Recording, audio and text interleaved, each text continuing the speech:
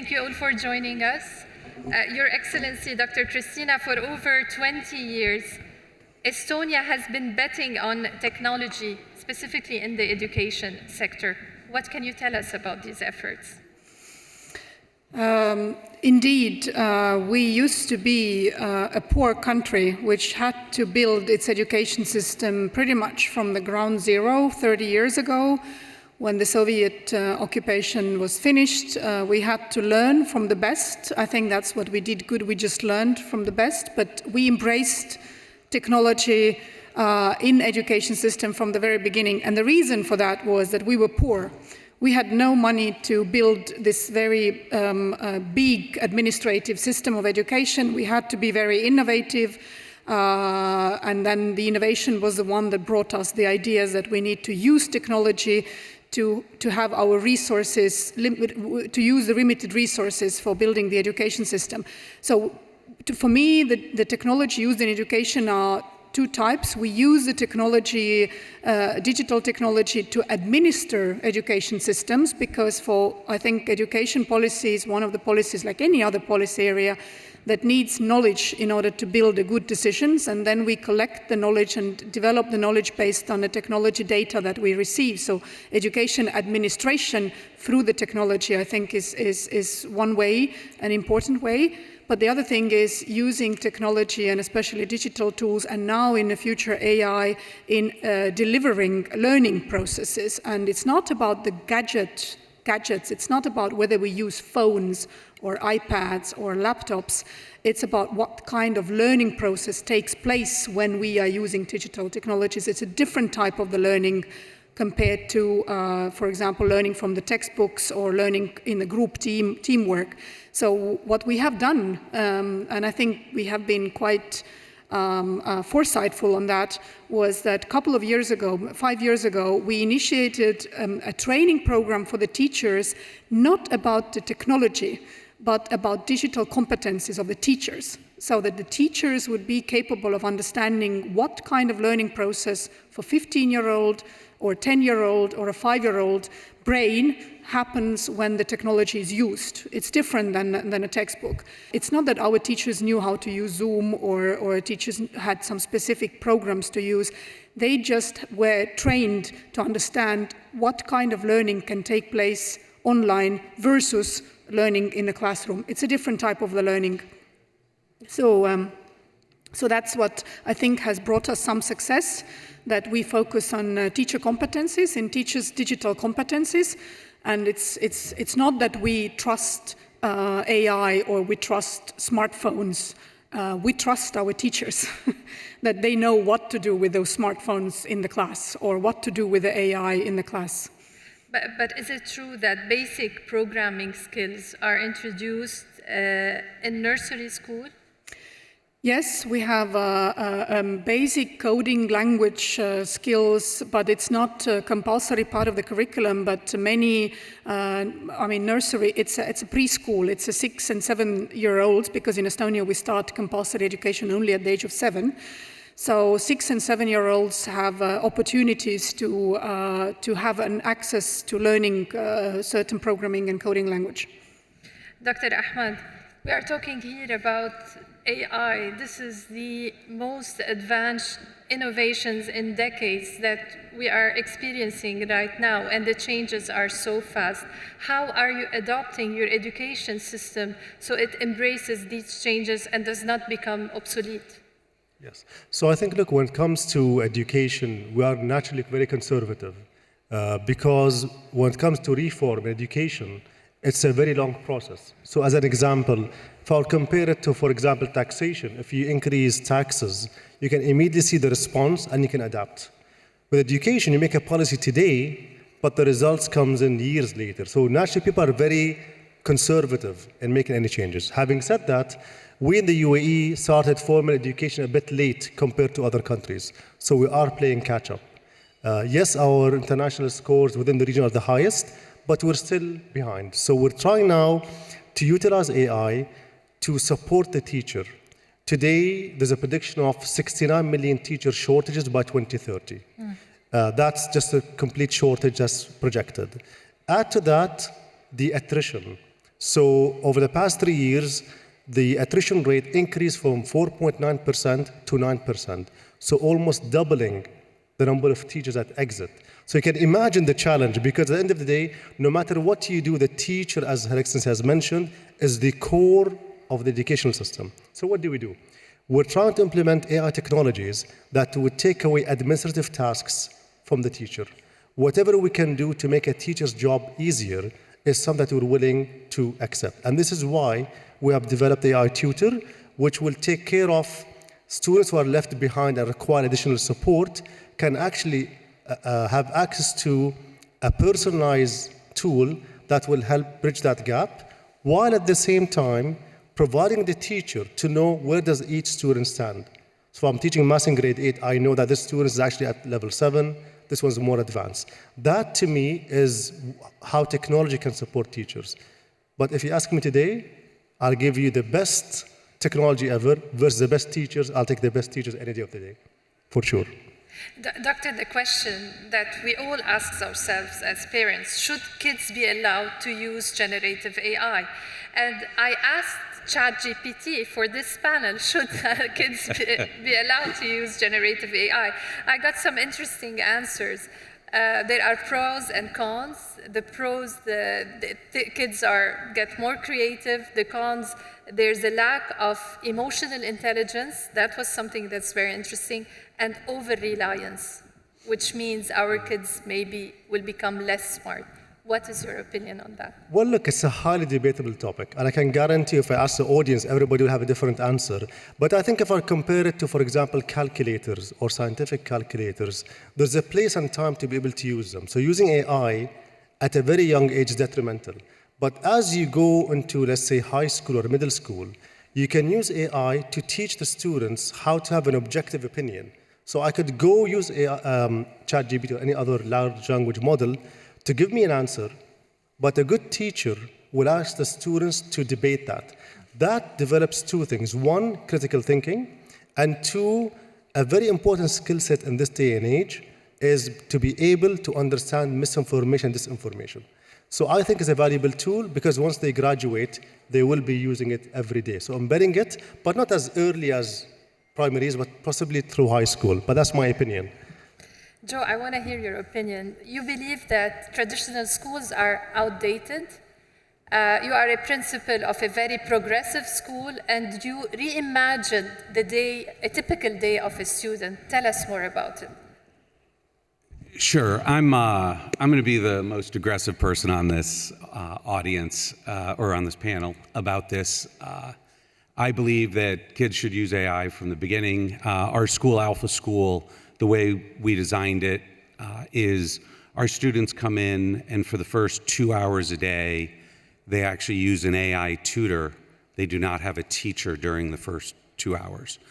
The 4 hours then, there is an adult in the room, we call them guides and coaches, where they can do project-based workshops, where they can learn life skills, all the other kind of things we'd love to teach kids besides academics. And the reason we can do that is in those 2 hours where they use the AI tutor, our students learn twice as much as a kid who sits in class for 6. So you're able to dramatically compress the time that kids spend doing academics, learn more, and actually open the time and free the time to do all these other activities that we love. And does it actually work? It doesn't actually work yet. I became principal 18 months ago. The school's been around for 8 years. We use standardized testing to test all of this. So 3 times a year, our kids are graded versus millions of other kids in standard school. And actually, in the latest one was last week, our kids learned 2.5 times as much during the last 6 months as the peer group of millions of students in a standard school. I wonder if there's acceptance from the ministers of education about these types of schools. But before that, I would like to hear your opinion, Dr. Raj. We know that your university is focused on technology degrees. And as I've said in the previous panel, there's a growing number of the big tech companies that are accepting workers that are not graduates from university degrees. So how are you making sure that your degrees remain relevant to what's needed in the workforce? Perfect. Thank you, Laura. Great question. To me, there are two aspects to this. The first aspect is we are living in a knowledge economy where complex skills are becoming more and more important. So while people talk about bachelor's degrees are not important, and some jobs, they are not important. I actually saw a survey in the United States. 54% of people think college is not worth it, but 74% of them think it is worth it for their children. So that's basically, the first aspect of it. I think we need to really separate out the skills required for the job. The second larger aspect of it is when you look at the percentage of bachelor's degree in a society, in a community, that is highly correlated with economic development, national competitiveness. It is highly correlated. I mean, obviously there are concerns of national security when you start having the lesser number of bachelor's degrees and so on. So to answer your question, for us, what we decided to do is instead of this dichotomy between training, the credentials, the nano degrees, and the industry credentials, and the traditional degrees offered by universities, we decided to blend them. So people could take an industry certification and let them count towards an academic credit. To us, that blended model is the future, so that we satisfy two things. One, we are relevant for our students so that they can meld the rigor of the classroom with the relevance of the real world. But more importantly, they get the complex skills that are going to make them world beaters in the future. Thank you. Dr. Christina, are you ready as a country to adopt this progressive way of teaching that we just heard about? Alpha School, just 2 hours of teaching. The remainder of the day, the students are being taught some leadership skills, some life skills that are needed in the workforce. Absolutely, because I think that's an example that shows how much of time in school is wasted on developing kids' capacities in a very low cognitive level. So the AI is here to teach us that we are much more capable in terms of our brain capacity than we actually get nowadays in school. So AI is putting us under this evolutionary challenge and saying that you humans are much more capable of using your higher cognitive skills in communicating with me and challenging me rather than what you have learned throughout 9 years of your school in most of the things in a very low cognitive level, repetition, memorizing. And for many kids, that's boring. That's not challenging. They are losing focus very fast, and they are spending 6 hours a day in school, and out of this 6 hours, they might be learning 45 minutes, because the rest of it, for them, is cognitively not challenging. And that's what the AI is doing. It just keeps you focused on on developing your higher cognitive skills. And this 2 hours, I believe, is extremely intensive for the humans, for those kids. They might be very tired after those 2 hours with AI, because the AI is challenging them all the time. You have to constantly be on a much higher cognitive skill level to work with an AI.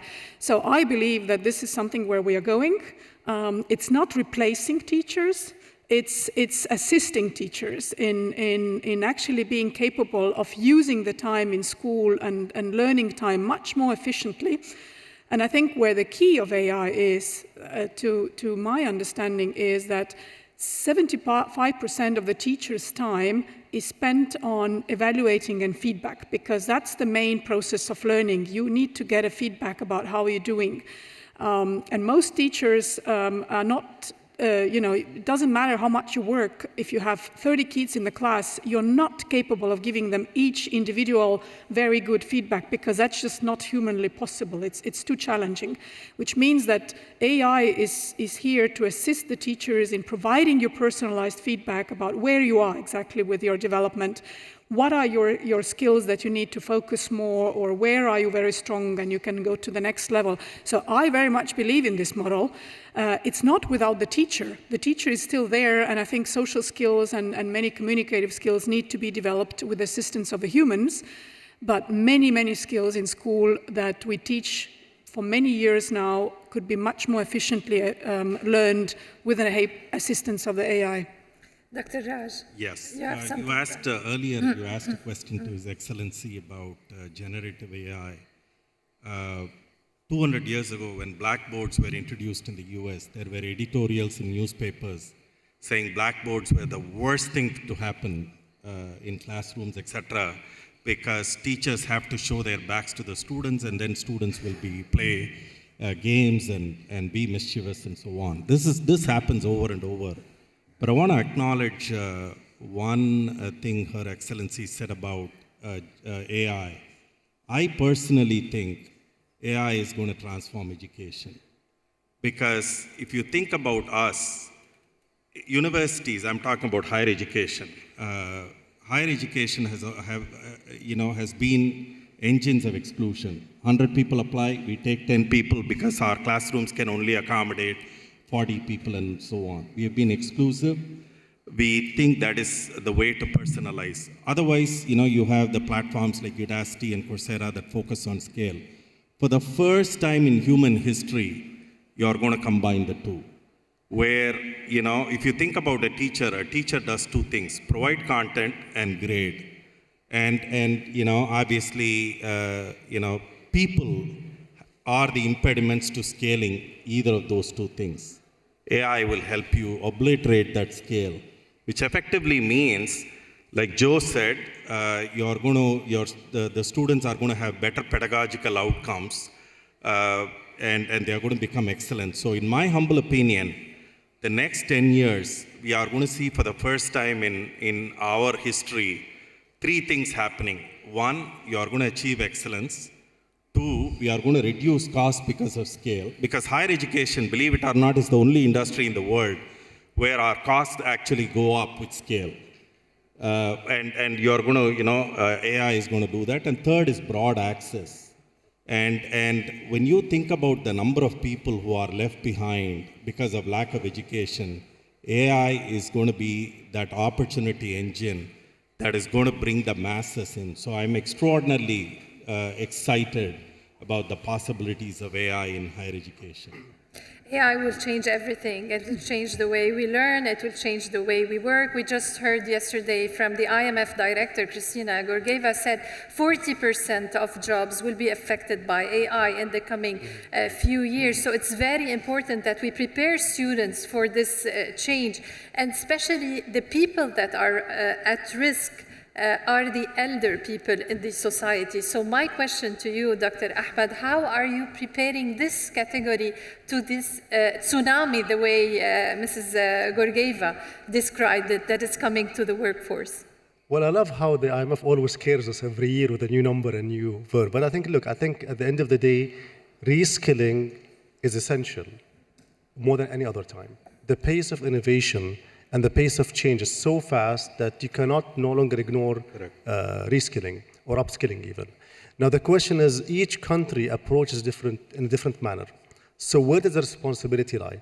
In some countries it relies solely on the person, in some countries it's on the government, and others it's on the companies themselves. So as an example, Singapore, the government takes the lead when it comes to reskilling. They have mapped out all the different verticals. They offer vouchers for free. So they really are hands-on, even though the provision is outsourced, but the government takes it very seriously. In other countries or geographies, it's completely the person's own choice to get reskilled. There are other thoughts where it's put on the companies and say, look, you are responsible for adopting technology that will make you more efficient. However, you need to upskill your workers. Again, it's some might argue that that actually confines private sector because the whole point of adopting technology is to become more efficient. For us right now, we're at the phase where we need to raise awareness. Many people think that they're immune. If you go back maybe 7 years ago, we spoke about automation. And we talked about the less cognitive jobs will be obsolete.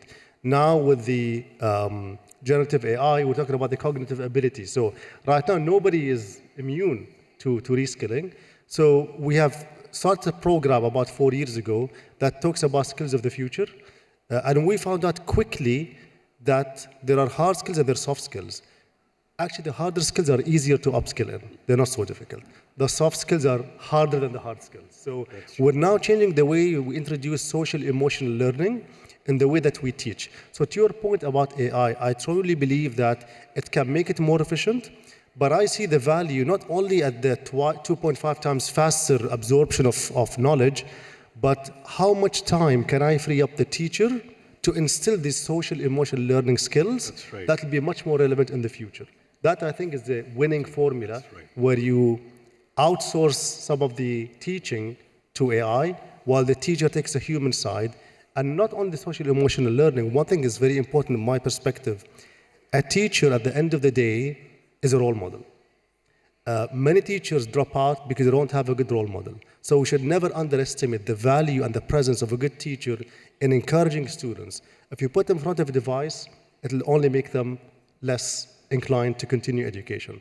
So it's a balance, and I think the key metric would be how much time can I free up to let the teacher do their job efficiently and areas that are really relevant to the students. Let me ask Joe about his opinion. You have to have the teacher. Do you think that there's a difference when you are teaching the students on a screen? What can you tell us about the difference, about the quality of education that they're getting versus getting it directly from a teacher in terms of the connections that they are building? Sure. If you talked about the teachers in our school and how they act, it's actually not, I'm going to teach 7th grade math or 6th grade science. Their primary role is motivational and emotional support of the kids.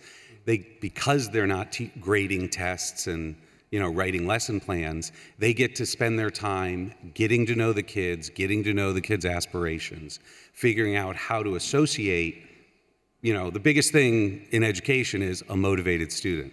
And what these teachers, coaches, and guides are able to do is spend their time making sure the student has a why behind their studying. And because of that, they get dramatically different. Teachers didn't come into the profession to grade tests. They did it to transform kids' lives. Right. And to your point, AI that's focused on academics frees up the time so that they can spend their time getting to know and transforming kids' lives.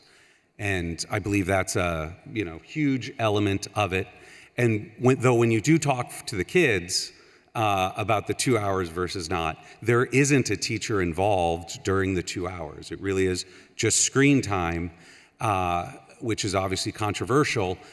And it's controversial among all of the parents at our school until they see their kids' enthusiasm, which is, this is a choice for kids. And when you say, well, do you want to work for 2 hours with the AI tutor or sit in class for 6? Their enthusiasm for school goes up dramatically when it's only 2 hours. One of our core values is that kids love school, and we literally survey them every 6 weeks. And if even starting in kindergarten, to 4th grade, 99% of them say, I love school, I couldn't be more excited. By the time you get to middle school, we're down to about 85 or 90%, which relative to other schools is still dramatically higher, because when you free up the kids' time, they're the ones who are very excited about it. They're the ones who engage, which also then leads to the great results. I asked my girls and told them about the school, and they were very excited about it. So you have another acceptance here. So, but is it scalable? Briefly. Yeah. You have currently how many schools? So right now, we have just a couple thousand kids on the system. We're moving it up to 10,000. We've been working on a range of kids. So I became principal 18 months ago with my entire job to scale this. Our job and my belief is that in 5 years, we're going to be able to give every student, for less than $1,000, a tablet when they're 4 years old that will allow them to learn in 2 hours a day, which will then change how we look at our educational systems. But the range of students, we have everything from, Austin, Texas, a wealthy suburb, all the way to the second poorest school district in the United States. Students there using it, to we have over 1,000 Ukrainian refugees using it. And in all of those cases, they are learning 2x in 2 hours a day. One last word, our time is up. Dr. Christina, where in the future, where is the focus of the Ministry of Education right now? Well, it is the focus on the fact that how can we use AI to free up the kids' time. I think that's very right thing to focus, because my grandmother used to go to school when they also took up Saturdays for schooling because they had to sit 6 days out of 7 a week per school. Well, I have a chance to go. I had the chance to go to the 5 days per week to school, and I think the next generation will have even less time to focus on the specific academic knowledge skills and have more time to do other projects and other things that are not just sitting in the school classical school thing. So I think we are freeing up the time, and that's what the focus is. And we tell in Estonia, we tell to the teachers to prepare yourself for the future with the fact that if you design your lesson plans and you design your assignments and exercises for the kids, run them through the AI, and if the AI can do it, then don't do it, because that means that you are giving a wrong exercise. So try to think how you teach your kids without the necessity to start checking whether they used AI to do the exercise or not. And I think that's a good start for understanding what you actually need to engage them with, rather than giving them the AI assignments.